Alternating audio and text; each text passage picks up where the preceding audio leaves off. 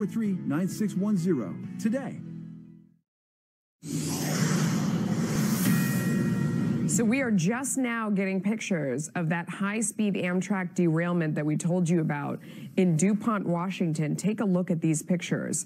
It appears that the train, look at that, went off an overpass, and now all southbound lanes of I-5, we are hearing, are shut down due to a train car on the highway.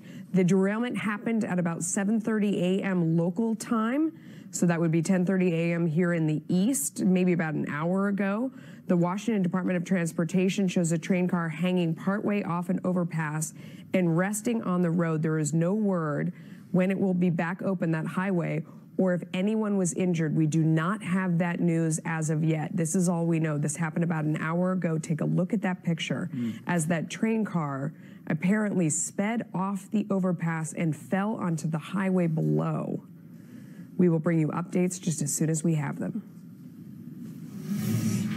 Also in Washington state, 2 police officers recovering after being caught in what officials call a firefight. 2 Bremerton officers approached the driver of an SUV, a suspect in a domestic violence protection order. Officials say the 53-year-old man fired numerous shots at the officers. They then fired back, hitting that gunman. He was pronounced dead at the scene. Both officers also struck, but they are expected to be okay. Airline passengers traveling from Atlanta's airport being urged to check with their airlines as flights resume. Power has been restored after the airport was plunged into darkness on Sunday, grounding 1,000 flights. Now, not the way you want to kick off the holiday travel rush. How could this possibly happen to an airport this important and this size? The first thing that everybody thought was terrorism. That was the buzz everywhere. We're here, we're safe, we hope to get out. How terrifying. Jonathan Siri is live at Hartsfield-Jackson International Airport. What a mess.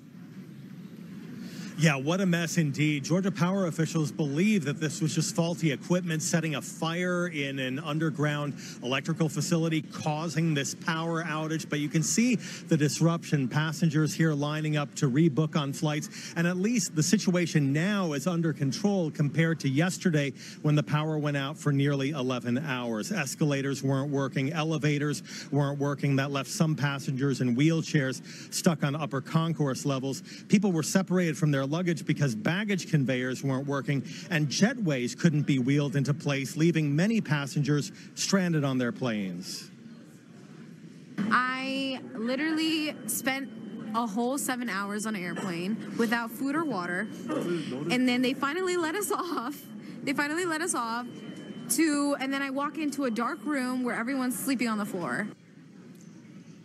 Now, the power outage affected all airlines servicing this airport, but Atlanta-based Delta, by default, is going to be the largest and the most impacted.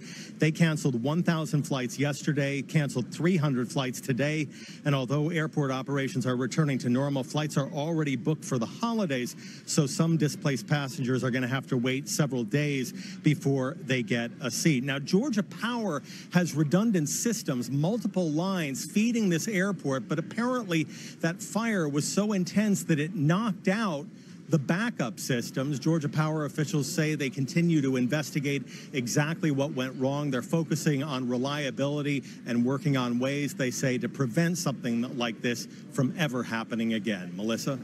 Jonathan, it must have been so terrifying for those people out of the gate and then so frustrating as they were trying to find a solution. I can't even imagine it. Thank you. Thanks for that report. Yes, absolutely. Well, Republicans on the brink of passing their sweeping tax reform bill as they prepare to vote in both chambers this week. But their packed agenda also includes making a budget deal with Democrats. Can they get it all done in a short period of time? Plus, California firefighters making some progress on the massive Thomas fire burning northwest of Los Angeles.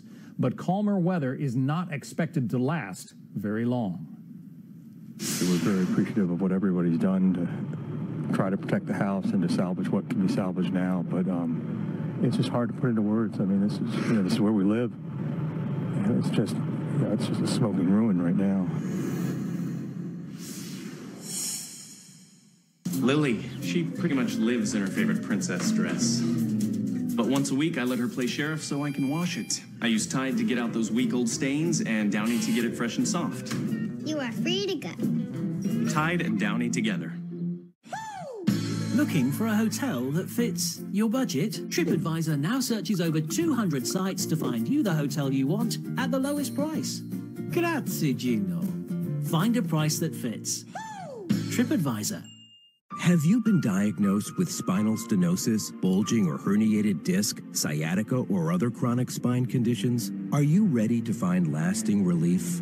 Call Laser Spine Institute, the nation's leader in minimally invasive spine surgery, to learn how a less than 1-inch incision can have you up and walking within a few hours of surgery, free from chronic back pain, and with no hospital stay and no lengthy recovery. Call 1-800-5